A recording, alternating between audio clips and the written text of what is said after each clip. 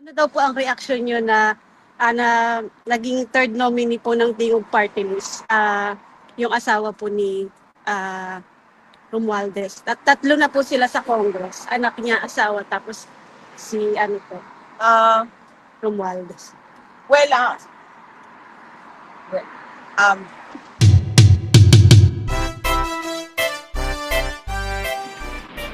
siguro let's take it one day at a time.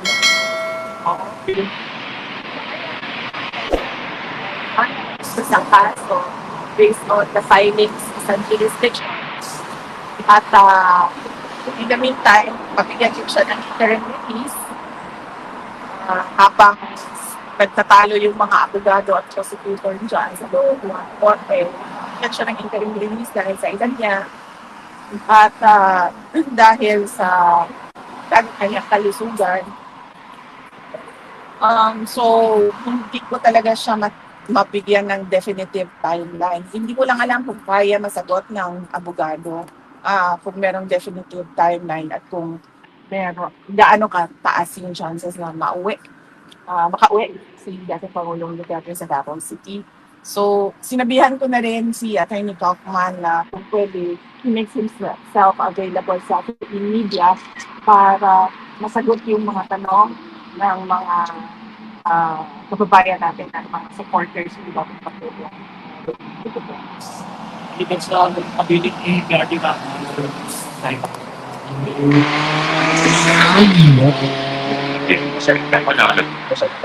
Nasabi. Kailangan kasi nagtitakit ko. Ano yung sasabi ko? But, Yung isa nyo lang yung buhok, yung padina ka o hindi. makakakas na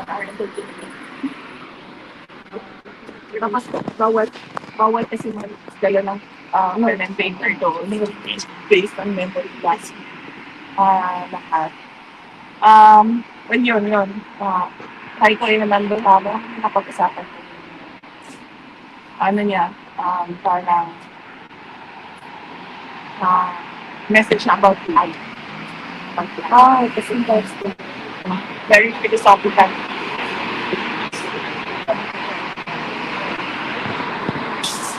Sinagsalat.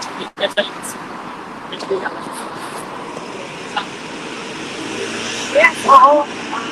Napakahalaga, no? Dahil napakahalaga na yung mga tao, alam nila kung ano yung mga posibleng kalamidad na sa lugar nila. Tulad ng pagbaha, or kung merong malapit na bulkan sa kanila, mga earthquake o pagsapot ng bulkan. At syempre bagyo, mayroong mga areas na mas madalas ang bagyo sa atin doon sa Pilipinas. Yung mga pagbaha dahil sa pag-overflow ng kanilang mga drainage at kanilang mga sapa. Ilog. So, yun, dapat kailangan lahat ng bahay, alam nila kung ano yung mga posibleng kalamidad na kakaharapin nila. Tapos, nakahanda din yon kung ano yung gagawin nila dapat sa pagdatingan. Tapos, kailangan din na napapag-usapan ng mga lahat na nasa loob ng bahay kung ano ba yung kanya-kanya inuot at ano yung gagawin. At mahalaga din na nagmamula yung kanilang pag-umbang na tinatawag para pag nandyan na yung emergency, hilain na lang nila yung tulbang at secure sila about 3 to 5 days gamit yung go bag nila. At yung Office of the Vice President, andyan pa rin yung Disaster Operations Center namin. Ito yung in-institutionalize namin sa loob ng OVP. Isa na talaga siyang center kung saan meron talagang mga tao na nakatutok sa mga emergencies and calamities na naka-devolve din yung iba doon sa mga satellite offices namin sa iba't ibang probinsya para mas mabilis yung galaw nila. Yun nga lang, limited kami sa budget namin sa pamimigay ng disaster kit at tulong. Kaya yung mga iba, meron tayong mga kababayan at gusto Sinasabihan namin sila na kung pwede, i-direction na lang nila doon sa local government unit at sa local disaster council kung saan sila gustong tumulong. So, disaster prone talaga ang Pilipinas. Kaya dapat din talaga malaki yung budget natin sa disaster risk reduction and mitigation, preparedness, and response. Hindi Kasi the other Ah, well, I do not know. Kasi nasa hik alam pa, no? Ay,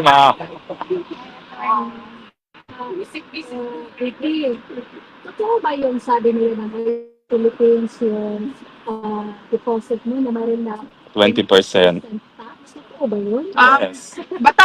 bill ka ba siya? It's a law already. Batas na siya, kung atas na siya. So, kung ano niyo po, kung Ano yun siya, yung capital, yung interest na ang Interest. Interest, 20%.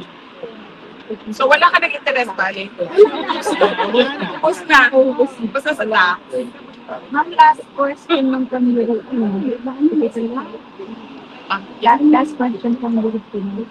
It's up to you to answer the question. I don't know if you have seen the presented document for September for the defense. If so, is it possible to share what is your opinion on the presented documents, the position para this? yung sa confirmation ng charges, wala po ako back access sa documents ng groups. As I sinabi ko po kanina, sinabihan ko namin si Atty. sa Philippine media. In fact, not just sa Philippine media, sa lahat ng media outlets interested na magtanong tungkol sa kaso ni dating Pangulong Duterte. Thank you very much. bukas.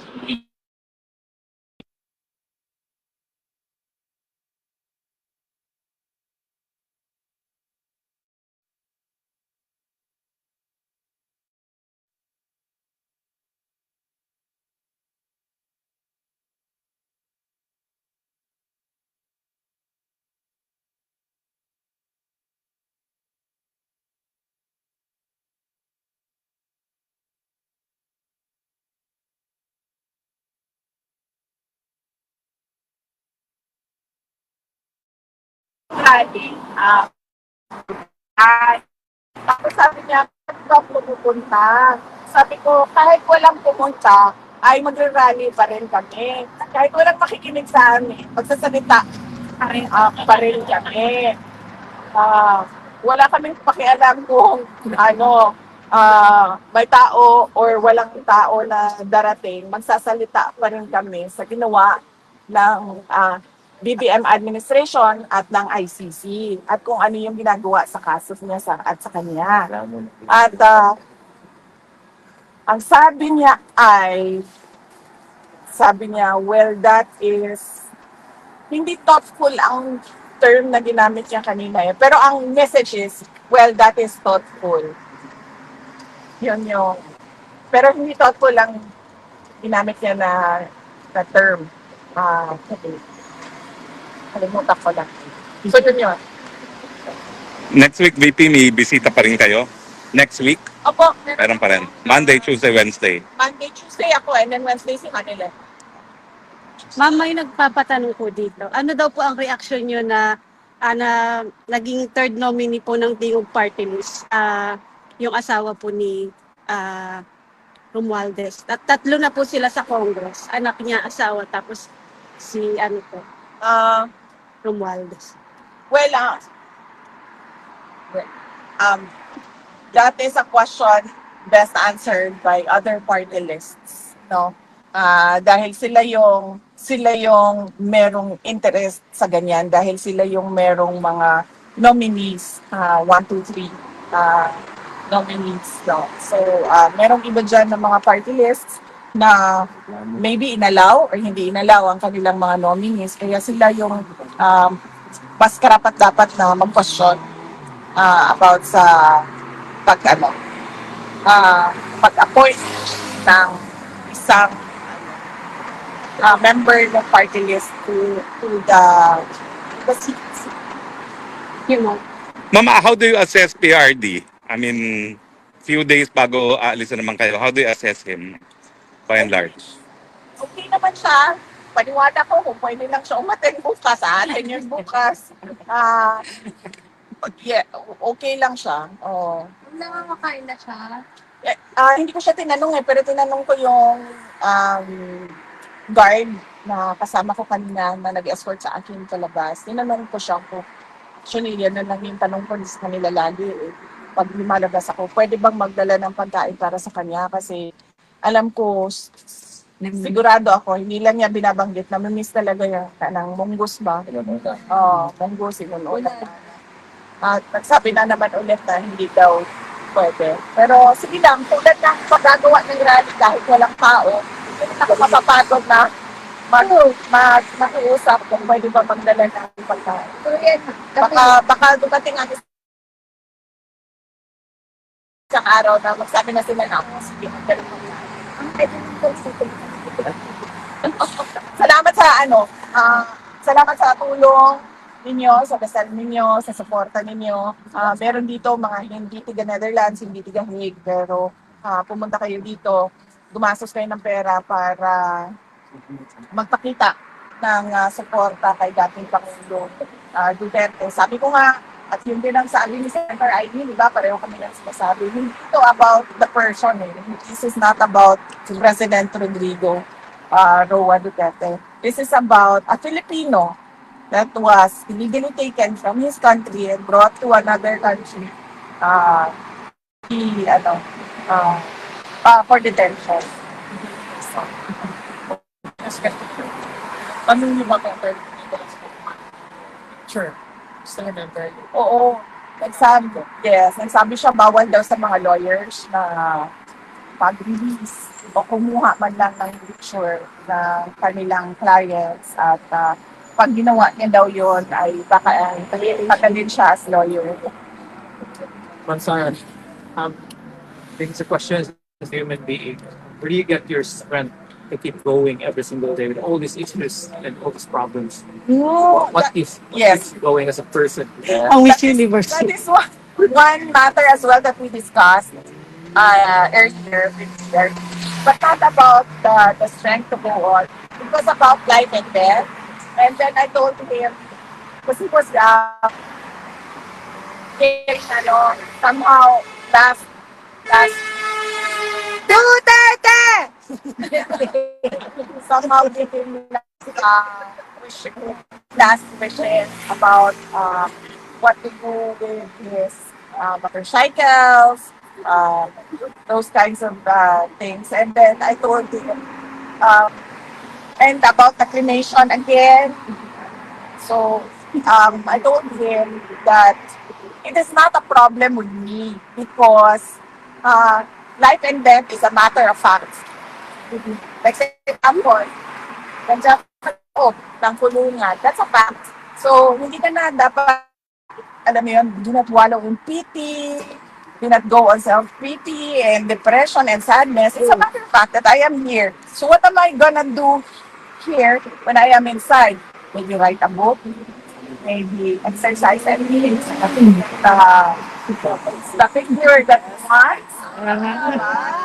Inspirational. Diba? And then siguro maybe if it's allowed, then get another degree, another master's degree. I think it's possible, ma'am. Life and death is a matter of fact to me. So if I'm tired, I need to rest. If I'm hungry, I need to eat. Like that. Me. So yes. So I don't look at it as challenges or problems. I look at it as a way create solutions. It's inspiration. Oo. Yes, ma'am.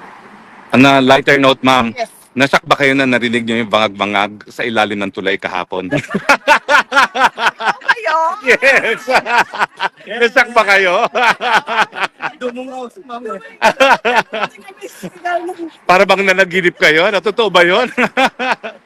Grabe yung mga lokal na nakaupo doon sa likod namin. May cafe doon sa unahan. Nakatingin talaga sila sa akin.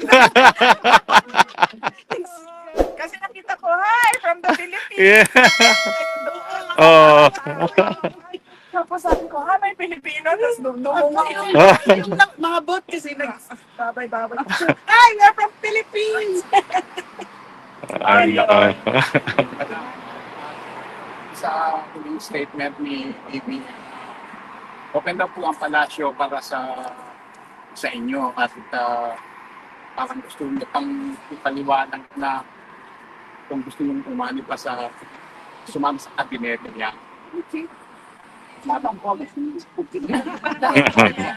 Sige po, okay lang po. Salamat po. Okay.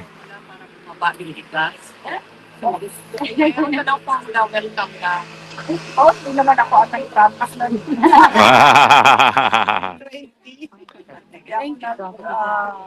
promise nung 20 na bigaran. Okay.